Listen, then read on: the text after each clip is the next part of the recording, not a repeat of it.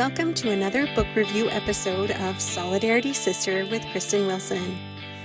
So you'll probably notice if you've been following the show closely that I kind of skipped a week of episodes and some of them have been getting up later than usual.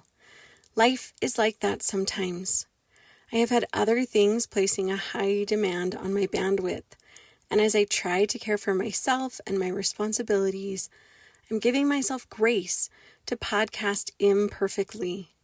If you need permission to do something imperfectly, then let me be the one to tell you that you already have the authority to give yourself that permission. Please use it. At any rate, I have finished loads of books in the past 2 weeks. I'm going to put in a plug for less than half of those and listen to the end of this episode for the one that stood out as a total game changer. Like it might really be in my top 5 personal development books of all time. For sweet and fun reads, I really enjoyed both Pride and Politics and Sense and Second Chances by Brittany Larsen.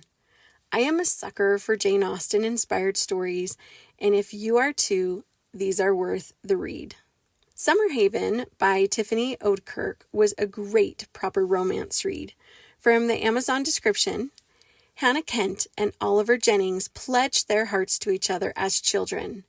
Now, years later, Hannah is thrilled to receive an invitation to spend the summer at Oliver's family's country estate. The path to wedded bliss is clear, so long as Oliver's highbrow older brother Damon has ceased his juvenile antics. Hannah's future looks bright indeed. But from the moment Hannah arrives at Summerhaven, nothing is as she expected. Oliver seems disinterested in renewing their acquaintance, and Damon is not the brutish boy she remembers, but a man intent on avoiding marriage.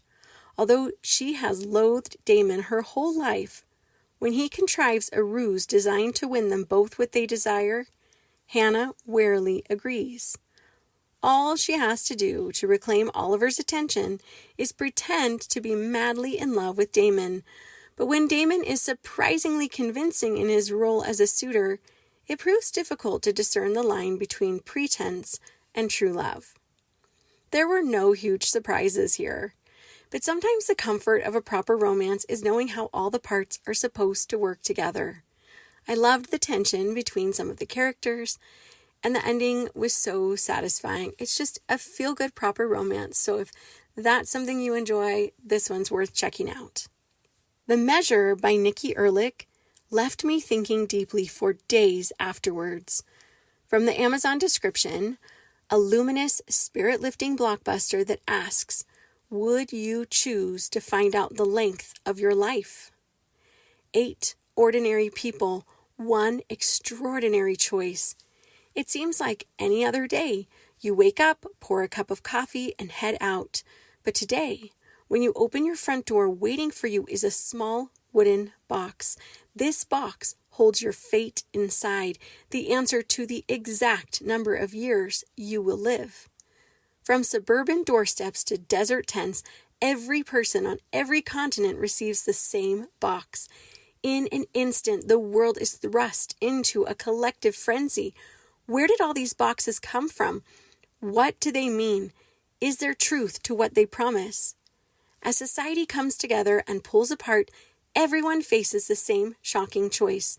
Do they wish to know how long they'll live? And if so, what will they do with that knowledge? The Measure charts the dawn of this new world through an unforgettable cast of characters whose decisions and fates interweave with one another. Best friends whose dreams are forever entwined, pen pals finding refuge in the unknown, a couple who thought they didn't have to rush, a doctor who cannot save himself, and a politician whose box becomes the powder keg that ultimately changes everything. Enchanting and deeply uplifting, The Measure is an ambitious, invigorating story about family, friendship, hope, and destiny that encourages us to live life to the fullest. The whole concept of what would life be like if we could know the exact length of our lives and how that might play out in real life was incredibly well done here. Obviously, the setup requires a suspension of reality, but after that, it was just so good. And honestly, it was just so thought-provoking. Like, my mind was continually blown as I considered all these layers of how this would play out in families and neighborhoods, in different governments, and how different governments, work throughout the world. It was just really such a fascinating read. I did have a little trouble keeping up with the number of characters talked about. Had I read it rather than listened to it and had that visual in place, I think it would have helped me. There was some language. This wasn't a G-rated book. I would place it more at like a PG-13. But honestly, it was so good. It just drew me in and blew my mind. And finally, the book from the last 2 weeks that is a total and complete life changer. The Compound Effect by Darren Hardy. The description of this one reads, "Do you want success? More success than you have now? And even more success than you ever imagined possible? That is what this book is about. Achieving it. No gimmicks, no hyperbole, finally just the truth on what it takes to earn success." As a central curator of the success media industry for over 25 years, author Darren Hardy has heard it all, seen it all, and tried most of it. This book reveals the core principles that drive success. The Compound Effect contains the essence of what every superachiever needs to know, practice, and master to obtain extraordinary success. Inside, you will find strategies on how to win every time. The number one strategy to achieve any goal and triumph over any competitor, even if they're smarter, more talented, or more experienced. Eradicating your bad habits, some you might be aware of, that are derailing your progress. Painlessly installing the few key disciplines required for major breakthroughs. The real lasting keys to motivation, how to get yourself to do the things you don't feel like doing. Capturing the elusive, awesome force of momentum. Catch this and you'll be unstoppable. The acceleration secrets of superachievers.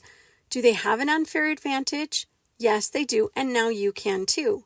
If you're serious about living an extraordinary life, use the power of the compound effect to create the success you desire. Begin your journey today. I've really been going through it in the last couple of months as I've been digging deep and working to recognize parts of myself that need healing and changing. This book helped me to trace back and see some of the very small and subtle decisions that led me to places I don't want to be in. At the same time, it has encouraged me with the understanding that small and subtle decisions in a different direction, this time intentional rather than unconscious, have the power to take me to a higher quality of life with more wholeheartedness. Now, I will say a word of warning for my type A perfectionist people, of which I have been. Those people who have a history of feeling like you have to hustle for your worth and like you will never measure up and you will never be enough and you will never do enough. Take this one with a grain of salt. If I were to read this without being in the midst of some of the other books and the other concepts that I'm really delving into right now, I am not entirely sure that it would serve me as well as I would have wanted it to. So I think the principles in here are fantastic, and I think that it was just what I needed to read right now. But I just wanted to put that word of warning out there and remind you that you matter because of the divinity within you from your Creator. You are loved and held and supported, and you are of value if you never did another thing. You just have value because you are. So while I am a proponent of personal development books, they have helped me to see key concepts and ways that I can shift. I have to be a little bit careful about the way that I delve into those, because I have had a history of being incredibly hard on myself and undervaluing myself and feeling like, honestly, I just would never measure up. and that I just have to keep hustling to give people what they want so that I could matter. It's a journey. We're all on that journey. So let's do the important work and the healing work and the changing work that we need to do, but also do it from a space of loving ourselves and loving the people around us enough to want to be our best selves from a position of grace and of compassion and of kindness, and not of shame or belittling or just those really bad feelings that actually end up leaving us stuck and are a barrier to our happiness and joy. So I will say, if you haven't read The Compound Effect, despite my caveats here, I thought it was phenomenal. And really, I find myself like quoting it and the concepts there, and just, it was what I needed right now.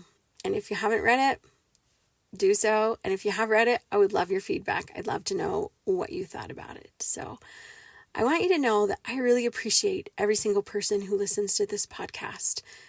I am here because I felt God calling me to do this podcast, but there are plenty of times where I feel like maybe I'm not up to the task, and maybe I don't have value to add to your lives. And so if you feel that I am, let me know. I would love some feedback there. And know that I just appreciate your willingness to show up for me and to listen and to be part of this community. If you're not in our Facebook group, there's information on how to join in the show notes. I would love to have you there.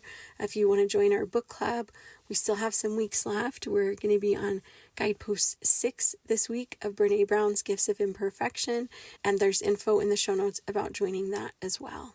Thank you for being part of the Solidarity Sister community. We needed you. Solidarity.